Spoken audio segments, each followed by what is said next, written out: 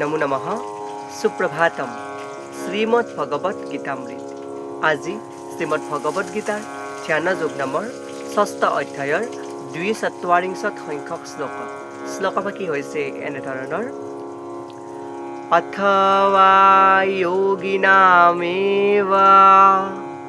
কুলে ভবতি ধীমতাম এতদ্ভি দুৰ্লভতৰং লোকে জন্মায়দিদৃশম। এই বিশিষ্ট শ্লোকভাগীৰ বক্তা হৈছে শ্ৰীমদ ভগৱত শ্ৰীকৃষ্ণ। শ্লোকভাগীৰ অসমীয়া অৰ্থ হৈছে এনেধৰণৰ অথবা দীৰ্ঘদিন যোগাভ্যাসৰ পাছত যোগভ্ৰষ্ট হৈ তেওঁ কোনো জ্ঞানী যোগীৰ পৰিয়ালত জন্ম লাভ কৰে। অৱশ্যে এনেদৰে এই সংসাৰত জন্ম লাভ কৰিবলৈ পোৱাটো বৰ দুৰ্লভৰ কথা বুলি কোৱা প্ৰসংগত ভগৱান শ্ৰীকৃষ্ণই সখা অৰ্জুনৰ আগত এই বিশিষ্ট শ্লোকভাগীৰ অৱতাৰণা কৰিছে।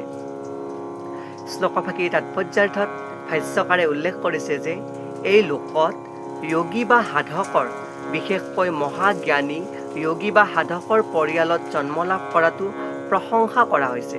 কাৰণ যিটো শিশুৱে তেনে পৰিয়ালত জন্ম লাভ কৰিব পায় সেই শিশুৱে নিজৰ জীৱনৰ আৰম্ভণিৰ পৰাই এটা আধ্যাত্মিক সাধনাৰ প্ৰেৰণা লাভ কৰে। এই কথা ঘাইকৈ আচাৰ্য বা গোস্বামীসকলৰ পৰিয়ালৰ ক্ষেত্ৰত খাটে।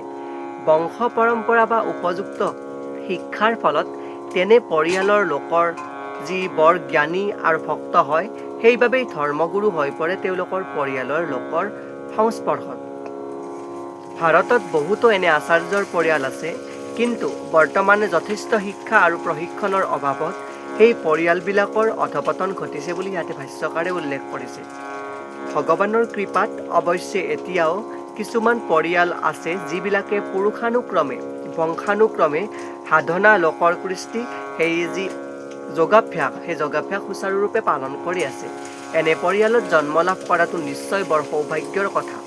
সৌভাগ্যজনক ক্ৰমে এই আচাৰ্যদেৱে ওম শ্ৰী বিষ্ণুপাদত শ্ৰীমদ ভক্তি সিদ্ধান্তৰ সৰস্বতী গোস্বামী মহাৰাজ আৰু নিকিন মই নিজেও এনেধৰণৰ পৰিয়ালত জন্মগ্ৰহণ কৰিছোঁ বুলি ইয়াতে উল্লেখ কৰিছে।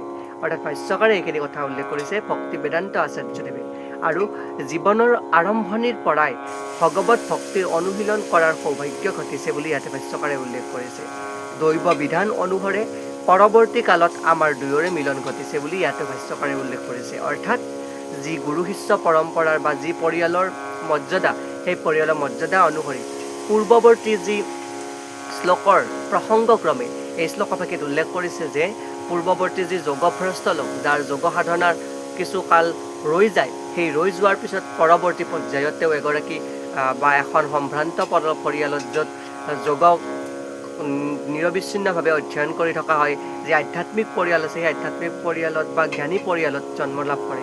আৰু তেওঁৰ যি যোগৰ যি যোগভ্ৰষ্টতাৰ যি ফল, তেওঁ যি অৰ্ধ কাম ৰৈ গৈছিল পূৰ্বজন্মত সেইখিনি কাম পৰৱৰ্তী পৰ্যায়ত সুচাৰুৰূপে পালন কৰাৰ ক্ষেত্ৰত তেওঁ অন্য এখন ঘৰত জন্ম লাভ কৰাৰ ক্ষেত্ৰত বুলি এনেদৰে ভাষ্যকাৰে উল্লেখ কৰিছে।